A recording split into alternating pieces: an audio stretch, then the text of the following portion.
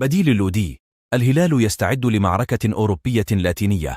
مفاجأة: رحيل ثنائي الهلال في الصيف و4 صفقات مدوية تشعل الميركاتو. قبل ديربي الهلال، لجنة المنشطات بمقر النصر في زيارة مفاجئة. ولا تنسوا أن تشاركونا بتوقعاتكم في التعليقات عن مواجهة النصر. وإذا كنت من متابعي نادي الهلال السعودي، لا تنسى الاشتراك وتفعيل الجرس ليصلك أخبار الزعيم فور نزولها. وهيا بنا نبدأ الفيديو بالصلاة والسلام على رسول الله صلى الله عليه وسلم. بديل لودي. الهلال يستعد لمعركة أوروبية لاتينية.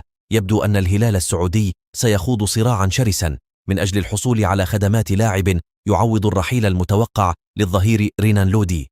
وضم الهلال لودي في فترة الانتقالات الشتوية الماضية لإدراجه في القائمة بدلا من المصاب نيمار، لكن الظهير البرازيلي لم يقدم أداء جيدا في الأشهر الماضية رفقة الهلال، ليتعرض لحملة انتقادات كبيرة ستعجل برحيله عن الزعيم. وكان الصحفي الإيطالي رودي غاليتي خبير سوق الانتقالات قد أشار عبر حسابه على تويتر في وقت سابق إلى أن الهلال يريد التخلص من لودي بعد نهاية الموسم الجاري كأول الأجانب الراحلين. وقال الصحفي الإيطالي نفسه اليوم الاثنين عبر قناة العربية: الهلال يركز على ضم ألكساندرو لاعب يوفنتوس ليكون بديل لودي المنتظر رحيله الصيف المقبل. وينتهي عقد ساندرو مع يوفنتوس بنهاية الموسم الجاري، ويبدو اللاعب قريبا من الرحيل عن السيدة العجوز. وأضاف خبير الميركاتو أن الهلال سيواجه منافسة قوية إذ يحظى ساندرو أيضا باهتمام من ناديه السابق بورتو البرتغالي. صرح الإعلامي الرياضي عبد العزيز الغيامة مفاجأة مدوية بشأن رحيل ثنائي نادي الهلال خلال الميركاتو الصيفي المقبل. وتوج الهلال باللقب 19 في تاريخه بعد الفوز أمام الحزم في الجولة الماضية ب4 أهداف مقابل هدف، وذلك قبل نهاية المسابقة ب3 جولات كاملة. وفي تصريحات تلفزيونية أكد الغيامة أن إدارة نادي الهلال سوف توافق على رحيل كل من لودي وميشايل خلال فترة الانتقالات الصيفية القادمة.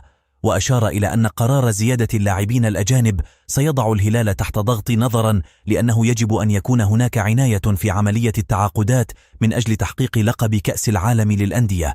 أوضح أنه يعتقد أن الهلال سيبحث عن ضم 4 لاعبين في الصيفية، ويجب على الزعيم أن تكون تعاقداته مدروسة.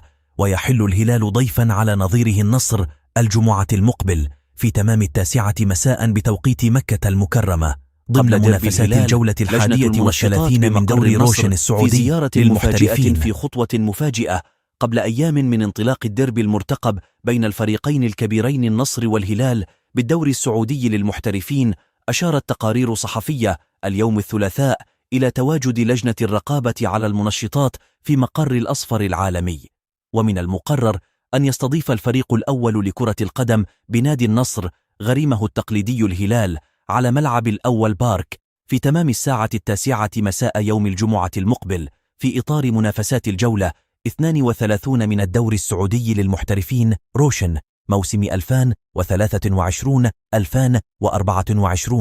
وأكدت صحيفة الرياضية تواجد اللجنة السعودية للرقابة على المنشطات في مقر نادي النصر لاختيار عدد من اللاعبين وفحصهم خارج المنافسات ضمن برامج زيارات الأندية الميدانية.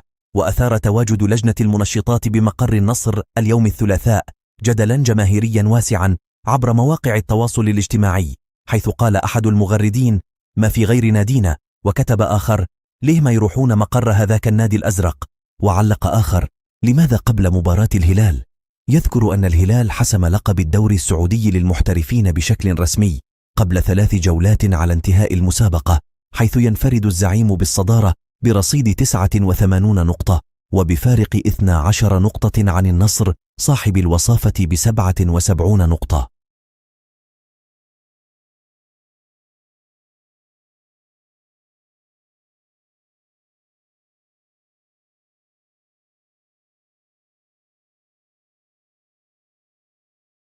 ياسين بونو يتحدى رونالدو قبل قمة الهلال ضد النصر في نهائي كأس الملك. رفع حامي عرين منتخب المغرب ياسين بونو شعار التحدي مبكرا قبل مواجهة الهلال ضد النصر المرتقبة في نهائي كأس الملك السعودي.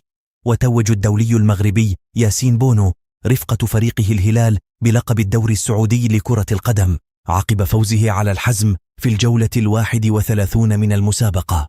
وتمكن بونو من التتويج باللقب الثاني له رفقة الهلال هذا الموسم، حيث توج شهر أبريل الماضي بلقب كأس السوبر السعودي على حساب الاتحاد الذي أقيم في العاصمة الإماراتية أبو ظبي. ياسين بونو عن مواجهة كريستيانو رونالدو: سنتوج بكأس الملك. وعند سؤال الدولي المغربي عن مواجهة النجم البرتغالي كريستيانو رونالدو هداف النصر في نهائي كأس الملك، قال بونو: سنتوج بكأس الملك. وقال بونو في تصريحاته بعد نهاية المباراة: هذا هو قدر الهلال التتويج بالمسابقات، سنعمل على مواصلة النجاحات والفوز بالمباريات، سعيد بحسم لقب الدوري، وسنعمل على مواصلة إسعاد الجماهير.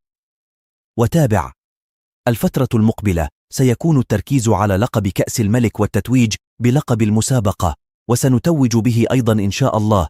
الفريق يمتلك لاعبين مميزين وهدفنا تحقيق الألقاب. رد ثنائي توتنهام ويوفنتوس على عرض الهلال. لا تزال الأندية السعودية الكبرى تعمل من أجل تعزيز صفوفها بأبرز نجوم العالم في ظل الدعم الحكومي الكبير للقطاع الرياضي في البلاد. دوري روشن السعودي للمحترفين أصبح وجهة لأبرز نجوم العالم، خاصة منذ انضمام الأسطورة البرتغالية كريستيانو رونالدو إلى نادي النصر، ليعقبه العديد من الأسماء التي انتقلت إلى مختلف فرق المملكة، وعلى رأسهم الساحر البرازيلي نيمار دا سيلفا جونيور، المهاجم الفرنسي كريم بنزيما، الجناح السنغالي ساديو ماني، الجزائري رياض محرز، وغيرهم الكثير. وفي هذا السياق أعلن الإعلامي الرياضي رودي غاليتي عن اهتمام كبير من نادي الهلال السعودي بالتعاقد مع النجم البرازيلي ريتشارلسون مهاجم توتنهام هوتسبير الإنجليزي. غاليتي أشار في تصريحات مع فضائية العربية إلى تواصل مسؤولي الزعيم الهلالي مع بيئة ريتشارلسون خلال الأيام القليلة الماضية من أجل إقناعه بالانضمام إلى الفريق في الصيف القادم. وكشف الإعلامي الرياضي عن أن النجم البرازيلي رفض مناقشة عرض الهلال، حيث يفضل البقاء مع نادي توتنهام أو في الدوري الإنجليزي بصفة عامة حتى كأس العالم 2026، ثم مناقشة احتمالية الانتقال إلى الملاعب السعودية. وبخصوص الهلال أيضا أوضح غاليتي أن هناك اهتمام كبير بالظهير الأيسر البرازيلي أليكس ساندرو نجم نادي يوفنتوس الإيطالي، والذي سيرحل مجانا عن الفريق بنهاية الموسم الرياضي الحالي. ومثل ريتشارلسون لا يفضل ساندرو الانتقال إلى الملاعب السعودية حاليا، حيث أنه يتفاوض مع نادي بورتو البرتغالي لبحث إمكانية الانضمام إليه في الميركاتو الصيفي حسب رودي غاليتي. تعليق كلوب وتوقعاته عن مواجهة الهلال والنصر. بالنظر إلى القمة الكروية السعودية القادمة بين الهلال والنصر،